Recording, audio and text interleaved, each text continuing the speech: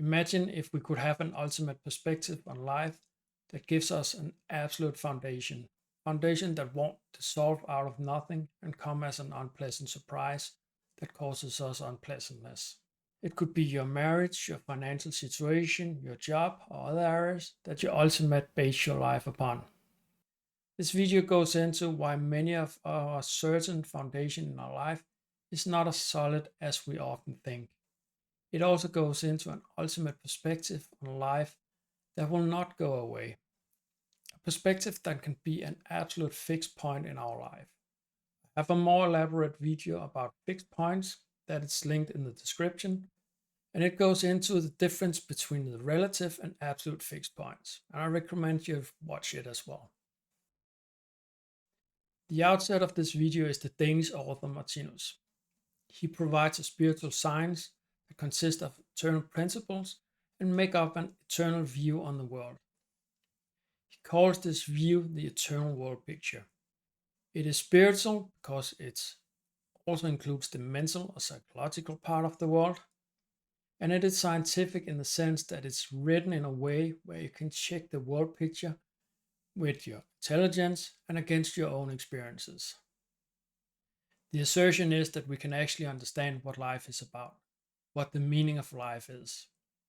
Spiritual science is not a religion or a cult. There's no membership or expectations. It is something that you can approach as you want to. There is the saying that you can take what you want and leave the rest, and ultimate all of it.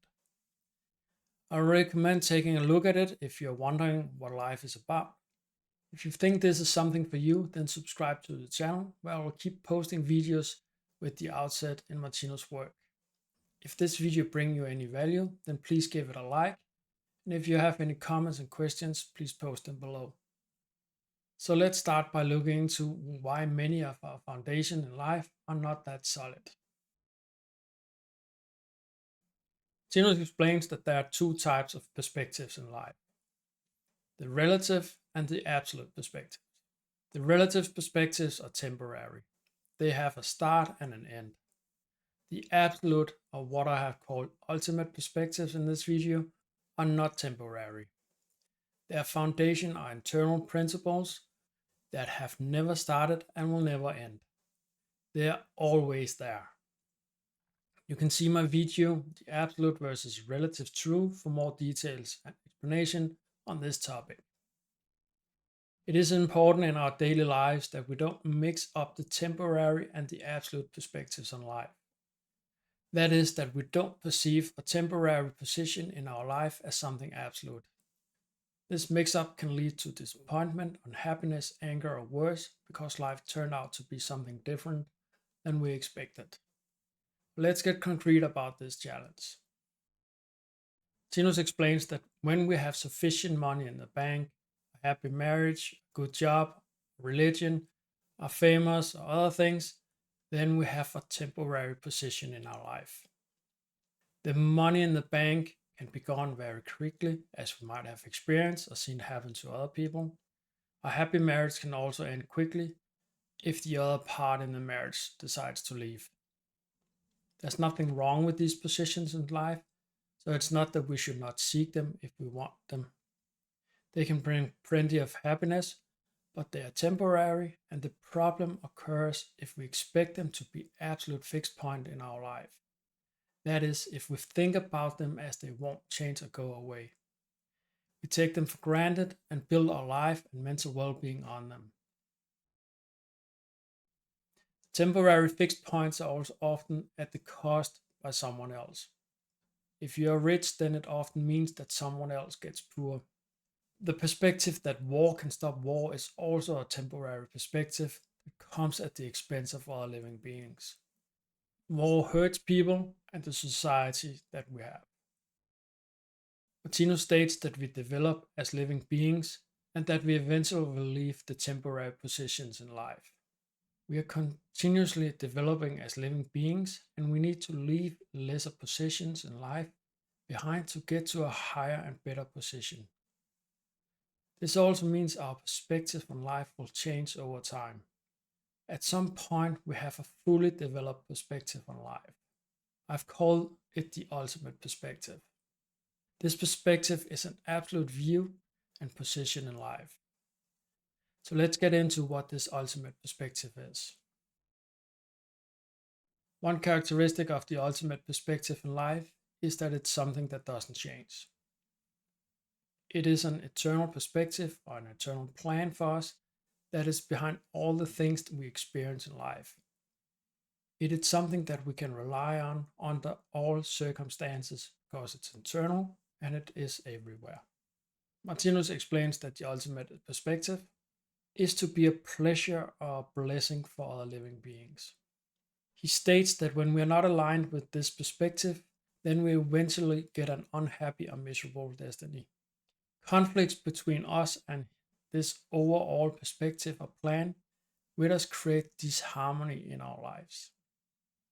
But the disharmonies develop us as living beings and help us understand what is aligned with the plan and what is not. Martinus states that it is easy to spot what is aligned with the plan. What makes us happy is aligned with the plan, and what is not makes us unhappy. So, in a way, it's quite simple. The plan and the intention with us is that we have to become what Martinus calls real human beings. A real human being has a fully developed ability for neighborly love. Neighborly love is that you want to be as good to your neighbor as you will to yourself. The egoism and living on other people's behalf is the opposite of neighborly love. We don't have a fully developed ability for neighborly love at the moment. We can be good to our friends and the people we like, but it becomes harder with people we disagree with or dislike. We also need to take animals into account because they're living beings as well. So when people eat animals, then the animals experience fear and obviously harm when they are killed. This is not aligned with being a blessing for other living beings. Many people would not eat meat if they had to kill the animals themselves. They have become too humane to do that, but someone else is doing the killing, so it has become possible to tolerate the killing for them. But the meat eating still has the effect that animals are killed. There is an indirect responsibility for the killing of the animals. We need to get away from eating animals to get more in touch with the overall plan or this ultimate perspective for us to become a blessing for our surroundings. We have to learn to treat all other living beings well, not only our families and friends or people we like, but also the people we don't like. These people are where we can learn the most because that's the areas where we don't have neighborly love yet. We have to understand that everything we experience is something that comes from ourselves. It is not something that I can go into with a lot of details about in this video, but it is the concept of karma. Karma is that everything we send out will come back to us eventually. Everything we experience is something that we have sent out earlier. This makes more sense when we take reincarnation and the existence of earlier lives into consideration. But karma and reincarnation is not for this video, and I have a few links in the description to earlier videos about this topic, and I will bring more videos about it in the future. The point here is that the behavior from people we don't like is ultimately something that comes from ourselves. It is something that teaches us what to do and not to do in order to become a blessing for other living beings. If we think about it in that way, our unpleasant experiences get a completely different meaning than just being unpleasant. They become a key part in the school of life where we learn to live a life according to this plan. Every one of us have a hunger for peace. So in that sense, we are already on the right track. But we don't have the ability to live peacefully. This is obvious with all the wars and other pleasant activities we see in life. Living in accordance with this overall plan is a too big ask for us right now. We cannot live it yet because we don't have the ability to do it. But we can practice this ability and through that come into more accordance with this overall plan. Martinus writes that when we start thinking about and practice these things, then we will over time experience a bigger and bigger happiness in life. Come to see that the unpleasantness that we experience has a purpose. There's a plan behind it. Life has a meaning even when our temporary perspectives in life fails or disappear beneath us. Every birth has some kind of pain attached to it. The same applies to the birth of neighborly love. We have to experience what is right and wrong in our own life to become a blessing for other living beings. It is not enough to get a theoretical explanation. We have to experience it in practice and be able to live it. We are all undergoing development. This development happens in different ways. So we are all at different stages of this development. Some are a bit ahead and others are a bit behind the big crowd. But we have all been what the ones behind us are, and will be what the ones in front of us are at some point. So no one is more valuable than others. There are no reasons to feel more important. Some play a bigger role than others, but no one is worth more than others in the grand scheme of things. It's just a question of where we are in life's big development of us.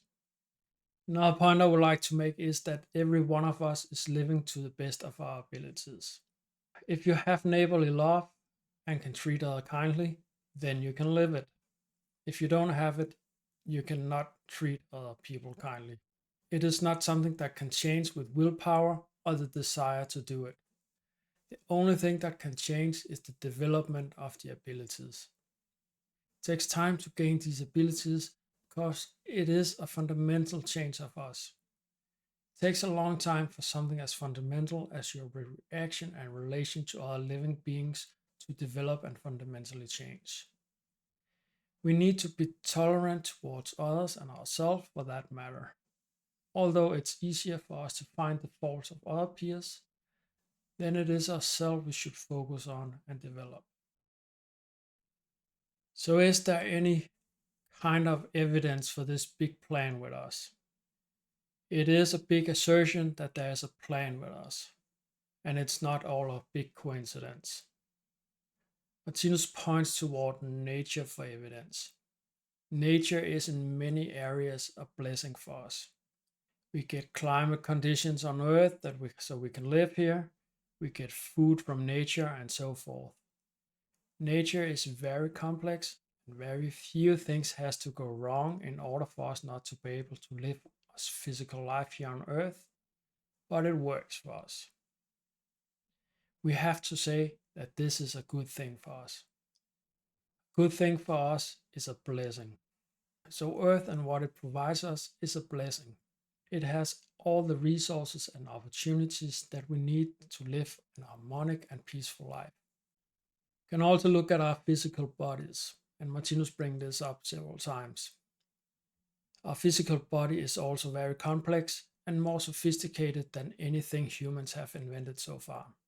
We get our body for free at birth, and all we have to do is treat it somewhat, probably to not mess it up and make it function. We mess it up sometimes anyway and become sick and so forth, but that is normally not a problem with our body, but a problem with how we use the body we got. The point here is that our body is a blessing for us. So the ultimate perspective on life is to be good to each other. This is not the worst perspective to have, I would say. Temporary perspectives in life are good, but it's a problem to perceive them as an ultimate perspective when they perish. That doesn't mean that you cannot enjoy them. We just have to be careful with taking them as given or absolute goals. The happiness of being a blessing to other living cannot be taken from you because it's aligned with the ultimate perspective. So this is a solid absolute foundation in our life if we take this route.